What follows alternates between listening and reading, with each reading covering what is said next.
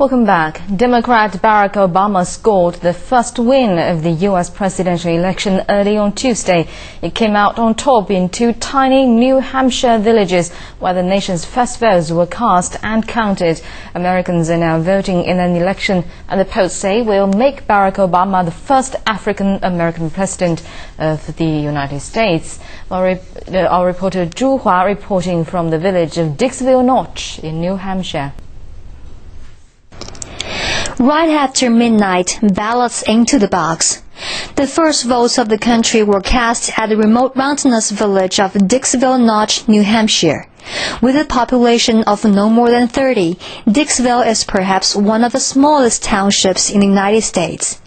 Yet, with a tradition that began in 1960, it has been known nationwide as being the first place to vote and count in U.S. presidential elections. Being under the spotlight in 4-year intervals, the residents here really take the event seriously.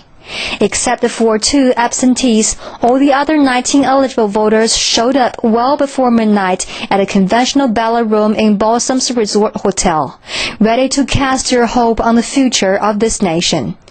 After all the votes were collected, the ballot box was immediately closed. And then, only a few minutes later, it was announced. And Barack Obama, 15 votes.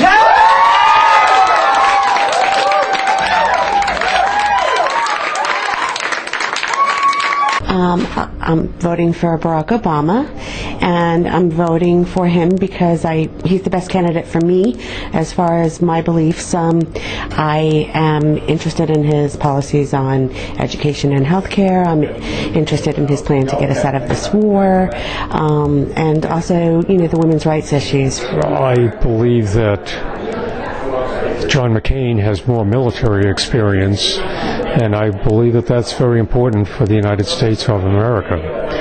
The prime function of the federal government is protecting the country and protecting the citizens.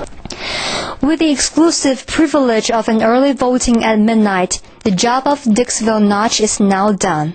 And the only thing left is to sit in front of the TV and join the rest of the nation, either in joy or in sigh. But whoever wins, the Dixville Notch vote is unique and meaningful in its own. It's more important that it's setting the tone. It's setting the tone to vote, that it's happening. 100% of a town has represented themselves, and it would be a great challenge for other towns to say 100% of their towns have also voted. Just as many would believe, the tiny township of Dixville Notch may truly be an indicator of American election politics, at least in the sense of participating, if not exactly in deciding who will win. Zhu Hua, CCTV in New Hampshire, the United States. Well, Democratic presidential candidate Barack Obama began the day with a solid lead in national polls as Americans cast their votes on Election Day.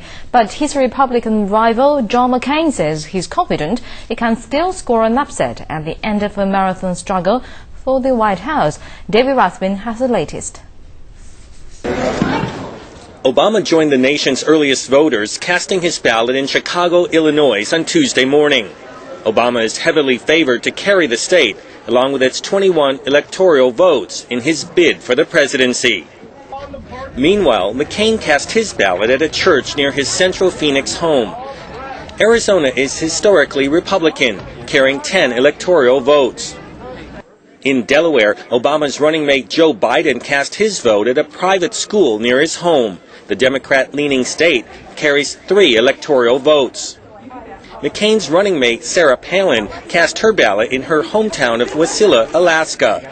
Palin says she hopes, prays, and believes she will be able to take her experience as a reformer to Washington as vice president. Alaska is historically Republican, carrying 3 electoral votes. Elsewhere, long lines greeted U.S. voters on Tuesday as polls across the country were deluged by people wanting to cast ballots in this historic race. In New York, some residents said they felt a sense of history being made. The area has a long history as an African-American neighborhood in Manhattan. Obama is expected to win traditionally Democratic New York, along with its 31 electoral votes. The winner must receive 270 electoral college votes. In Pennsylvania, voters were greeted with long lines, arriving at polling places even before polls opened. The state is a bellwether and considered a microcosm of the U.S. with its large cities and rural areas. Its 21 electoral votes are crucial to the McCain campaign, but Obama can afford to lose it and still carry the White House. Florida has 27 electoral votes, and recent polls suggest it could go either way. McCain, because I know where he's at, where he's going, what he's going to do for the country. I'm afraid of Obama. I voted for Senator Obama because I think he is the best person qualified for the job. I'm a Republican, but I'm going to vote Democrat because the situation every day gets worse. I've spent many years in this country. I've spent more than 44 years in this country, and I've never seen the economy get worse every day. California is the nation's most populous state, with 55 electoral votes at stake, the most of any state. 80% turnout or more is expected from voters in the state. Polls show Obama leading McCain in 5 of the 8 key battleground states. A Reuters C-SPAN Zogby poll released on Tuesday shows Obama expanding his national lead to 11 points over McCain among likely U.S. voters. David Rathbun, CCTV.